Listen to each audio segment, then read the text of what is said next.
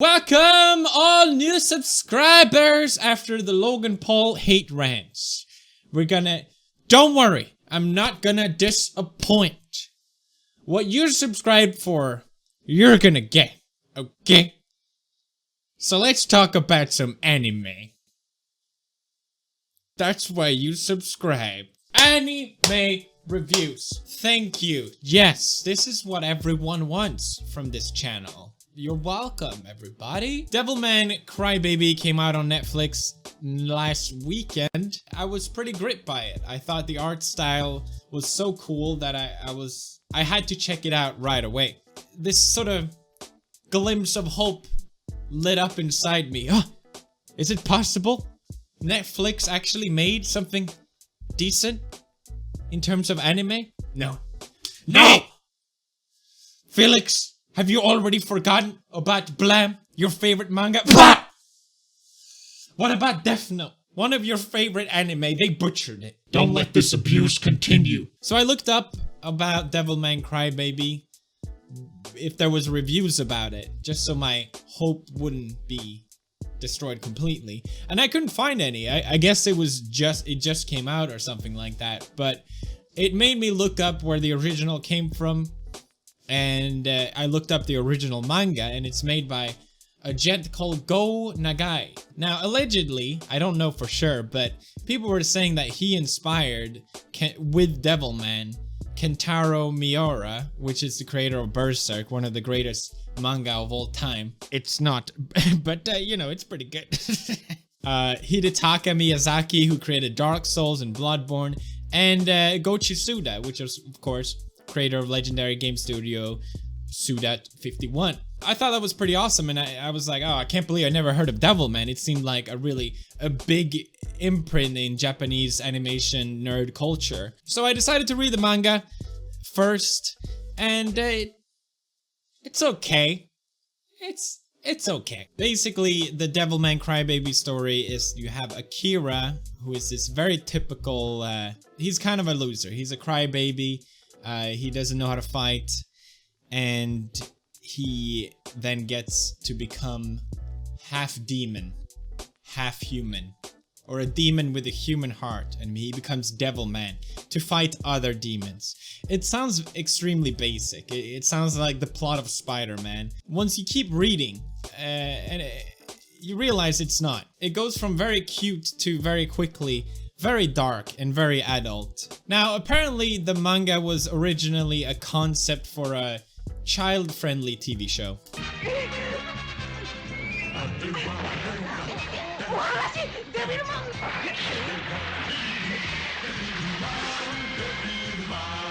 It also was made into an anime, which has the best English dub of all time. Just watch this. Stop it! Don't break my soul! If you do, you won't just kill me, you'll kill all these people as well! Think I give a fuck? Think again!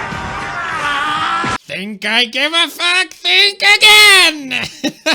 What I did like about the manga was that it had an ending. Unlike a lot of shonen manga, Naruto, One Piece, they just go on forever. And once you get a hit, you know, you just keep going and going. It's a story, it tells it, and that's it. It doesn't try to do anything else. Although, it's been apparently readapted just a couple times.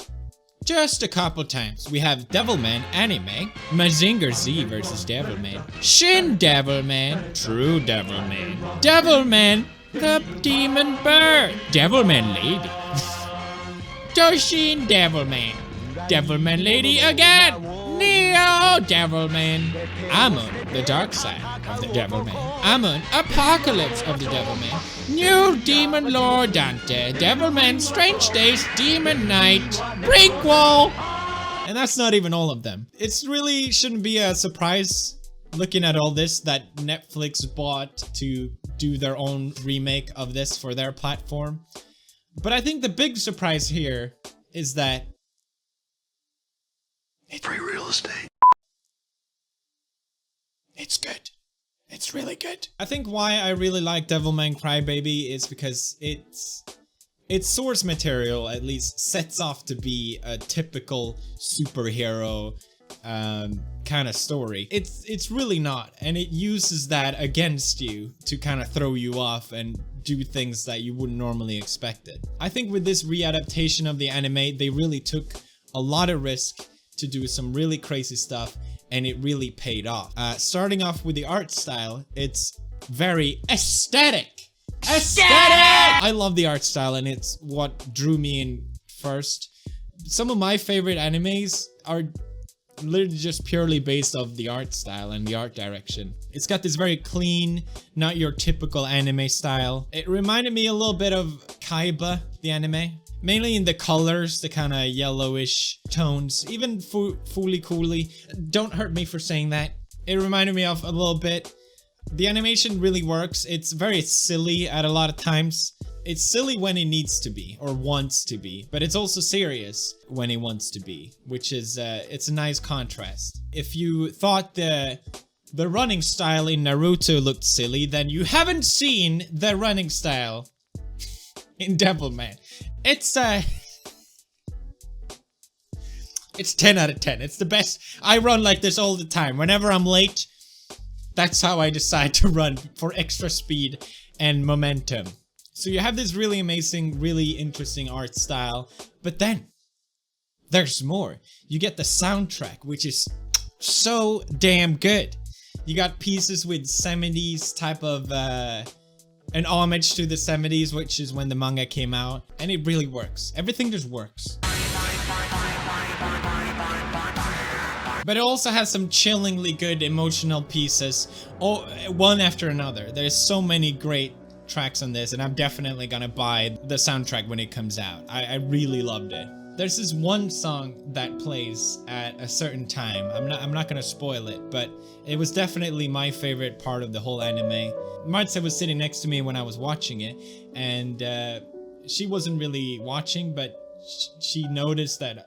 I remember she saying like, "Oh, that's a really nice song that's playing," and I was just like, yes it is. No spoilers, but since I read the manga, there is a character death in the story. I read the manga, so I knew it was coming, but the way they dealt with this, 100 times better than I could ever ask for. It was a truly beautiful moment that really caught me off guard, and that made me just stop to really think, wow, this anime is really incredible.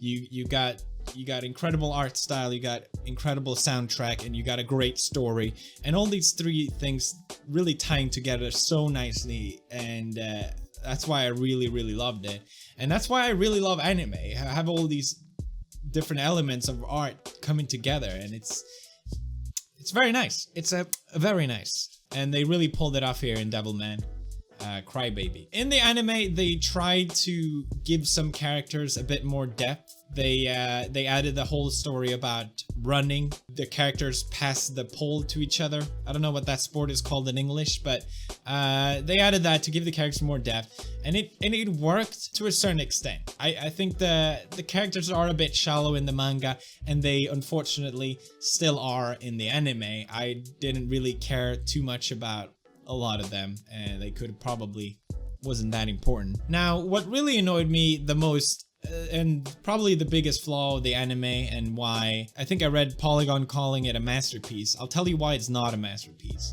Because the last episode really falls flat. I would almost recommend that you don't even watch the last episode of the anime and just read the manga. It has a plot twist, and it's a really good plot twist. But in the anime, they sort of just went, ta-da! Bet you didn't expect this, huh? While in the manga, it's more of understanding it yourself, sort of putting the pieces together and then having this realization, oh, this is what happened. And that's really cool. You think this is just your typical shonen superhero anime or manga, but it's really not, and it uses that against you to deliver this plot twist, which I thought was really cool and really clever. And it also the manga really brings up some interesting themes about what it means to be a human, what it means to be good or evil. If the manga poked these things with a stick, the anime just sort of like glances over it like, okay, we're not gonna go near that. But overall, good job, Netflix. You finally did it. You made something good, and that deserves a round of applause. I'm gonna give Devilman Crybaby a solid... I want to give it an 8, but it's a 7.8. It's a 7.8 strong. Art style, I'm gonna give a 9. Soundtrack, I'm gonna give a 9. I didn't like the intro and the outro that much, and the art style, unfortunately, seemed like they did lose a little bit of budget because a lot of backgrounds are just black. A lot of backgrounds are replaced with this ugly textures. It looks terrible. So I can't give it a 10, even though I want to. And the story, you tried. It was alright. What did you think about Devilman Crybaby? Let me know in the comments. I'm just happy. I think the reason why I really like it is because it had that one moment that I talked about, and that just sort of redeemed every bad thing for the anime, to be honest. I think that's how I look a lot of times on anime. If there's this one bit that really struck a chord with you, that really resonated with you, or left an emotional impact, that's how I pick my favorite animes. If they have that one moment where I go, holy shit, that was amazing. And Devilman Crybaby had that for me. So I'm very grateful for that, and I'm very grateful for everyone working on it, and I'm talking too long, so goodbye. Remember to leave a like. We're almost at 60 million subscribers. Subscribe for more anime reviews, everybody, and I'll see you next Wednesday for another Logan Paul video every Wednesday now. Squad fam out.